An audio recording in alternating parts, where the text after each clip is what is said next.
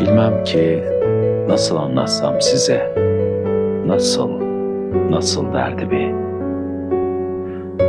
Bir dert ki yürekler acısı, bir dert ki düşman başına. Gönül yarası desem değil, ekmek parası desem değil. Bir dert ki dayanılır şey değil. Eskiler alıyorum, alıp yıldız yapıyorum. Musiki ruhun gıdasıdır, musikiye bayılıyorum. Eskiler alıp yıldızlar yapıyorum. Bir de rakı şişesinde balık olsa.